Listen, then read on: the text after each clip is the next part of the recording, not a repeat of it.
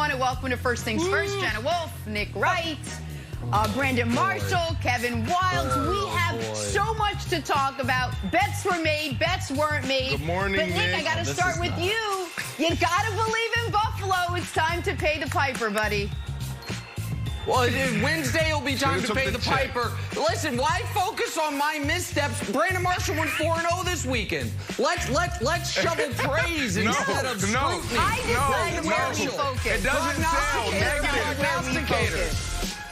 It's not good for ratings. Brandon, idiots. Only We idiots. got a ton to get to, but we will start right here in New Orleans. Bucs and Saints. Hey, coming in. Remember, we made this the Brady versus Breeze battle. It turned into Brady taking advantage of what Breeze couldn't do battle. Breeze couldn't protect the ball. 3 costly picks in what is rumored to be his final game. We'll have more on that in a second. As Tom Brady and the Tampa Bay Buccaneers capitalize fully on their turnovers, they get the win. They move on. 30-20 was your final. Nick, listen, all season long, you have not believed in the GOAT being as good as he was yesterday and has been during the playoffs. Is it time to admit you were wrong about Brady and the Bucs now? God, so this is where we're starting.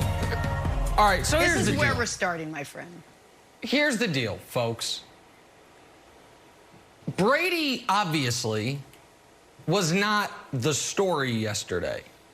And he's probably had 15 to 20 playoff games better than the one we saw yesterday. Sure. But seeing Brady juxtaposed with Breeze and seeing what a 40-plus-year-old quarterback is supposed to look like, a la Drew Brees, and seeing Tom Brady still just ticking along, not making any huge mistakes, in his 14th conference championship game, it's half maddening and half marvelous. Listen, Peyton Manning retired 5 years ago. Eli Manning retired last year. Phillip Rivers is about to retire. Big Ben, best I can tell, took Wild's advice, retired at halftime a week ago. And Drew Brees on his way out. And then there's Tom, older than all of them, except for Peyton, and outlasting all of them. It's remarkable. So I have to give the man credit. It is remarkable that he's still out there. Now, was he great yesterday? No. Was he the big reason they won? No. But he wasn't the reason they lost. Ooh. And once again, he's in the Final Four. So, like, Brandon, wow. If you'd have told me 5 years ago Tom Brady'd still be playing, I'd say, get out of here. And when I saw his season end with a pick 6 last year, I was like, finally, Jason is dead. They put the knife through his heart. Nope, he's reanimated in Tampa. So, yeah, I guess I was wrong because he's still playing. He's somehow still playing, Brandon. Okay, so before I get into my take, and I'm going somewhere totally different. Didn't even think about going here, but I just want to respond to what you just said. After everything you just said, Nick, does this change your perspective on Tom Brady? Because it's not only been this year, it's been the last 5 years or so that you've been saying, oh, Brady is done. 5 years. We're praising LeBron James, right, for being this dude who takes care of himself and he's playing at a high level at 36. Now you have a quarterback at 43 playing at this level.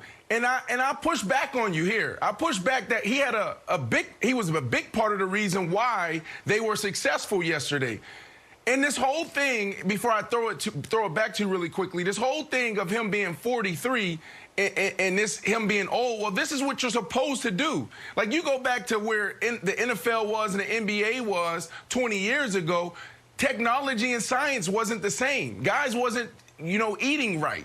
Guys were smoking cigarettes in the locker room. So when you look at Tom Brady at 43, this is where the NFL player, NBA players are supposed to be. So my question for you is, does this change the perspective around Tom Brady for you?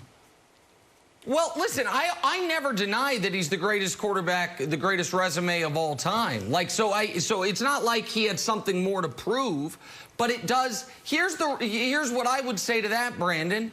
is the reason the LeBron comparisons to me have fallen short is we have seen the statistical evidence of Brady's, call it mild decay over the last few years. You hadn't seen that with LeBron.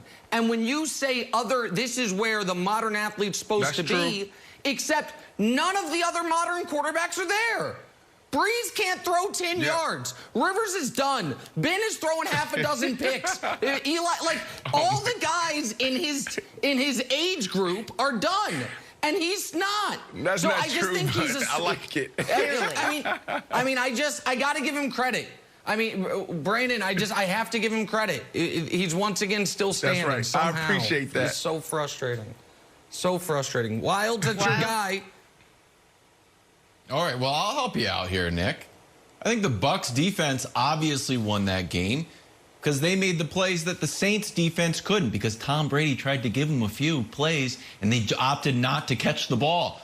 They held Breeze. The Bucs defense held Breeze to under 134 yards, exactly under. Michael Thomas had 0 catches. They forced 4 turnovers.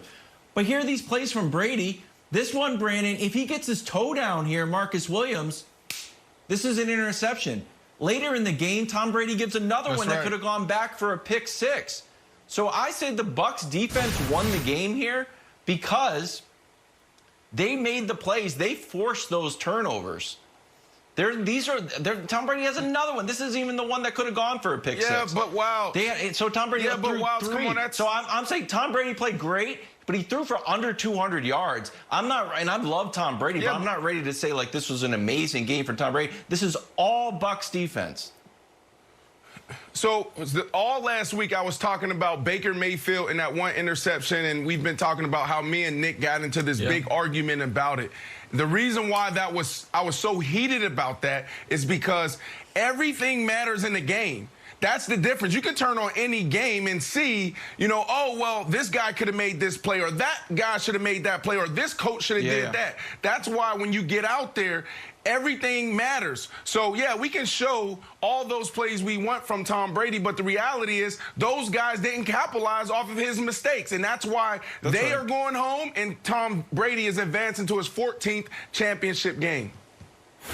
All right, so let's talk about the elephant in the room, which is Drew Brees and what this means for him moving forward. Our guy Jay Glazer reporting before kickoff that Sunday would be Drew Brees' final game if the Saints lost. And you're watching video of Tom Brady and Drew Brees on the field afterwards, just having a moment to discuss. Brees didn't make any official announcement after the game. He was seen, like we said, enjoying that moment on the field with Tom Brady. Brees did say that he's going to sit down and think about his future, and that yesterday's performance, which was not great, would not impact his decision. Brandon, should Drew Brees return for one more year? No, it's over. It's done. I mean, look, first off, before I even get into it, great job, Drew Brees. I mean, phenomenal career. Broke so many records. He's going down as one of the greatest quarterbacks of all time, one of the greatest football players of all time, one of the greatest competitors of all time. Look, I was there for a month, my last cup of tea. I sat there and saw this guy rock in the mirror back and forth, for 30 minutes, just going through his game plan and his routine. This dude took the game to a whole nother level. So many younger quarterbacks try to mimic their games off of him. But the reality is 99% of all players don't go out on their terms. They don't. This whole fairy tale story around Ray Lewis and John Elway just doesn't happen. You're not going to be able to go out on your terms. So, he'll probably go into the booth. The Saints probably need to move on at the quarterback position from Jameis Winston. I know he's there, but I'm looking at a guy like Russell Wilson is out there. Maybe Coach Sean Payton will appreciate him more than they do out there in Seattle trying to go back to running the ball on first and second, third down. So you got Drew Brees going into the booth, and if I'm the New Orleans Saints, I go out there and go get Russell Wilson. All right, so a couple things here. The Brandon just dropped a bomb in the middle of the show. That's Brandon Marshall not so subtly telling America that Russell Wilson might be able to be had, which is something we obviously should spend a lot of time on.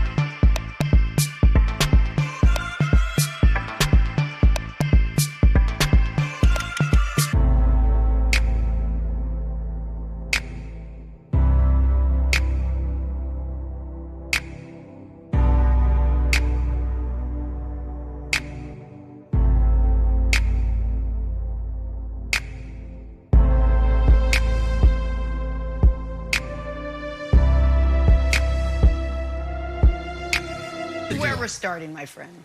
Here's the deal, folks. Brady, obviously, was not the story yesterday. And he's probably had 15 to 20 playoff games better than the one we saw yesterday. Sure. But seeing Brady juxtaposed with Brees and seeing what a 40-plus-year-old quarterback is supposed to look like, a la Drew Brees, and seeing Tom Brady still just ticking along, not making any huge mistakes in his 14th conference championship game, it's half maddening and half marvelous. Listen, Peyton Manning retired 5 years ago. Eli Manning retired last year. Phillip Rivers is about to retire. Big Ben, best I can tell, took Wild's advice, retired at halftime a week ago. And Drew Brees on his way out. And then there's Tom, older than all of them, except for Peyton, and outlasting all of them. It's remarkable. So I have to give the man credit. It is remarkable that he's still out there. Now, was he great yesterday? No. Was he the big reason they won? No. But he wasn't the reason they lost. Ooh. And once again, he's in the final.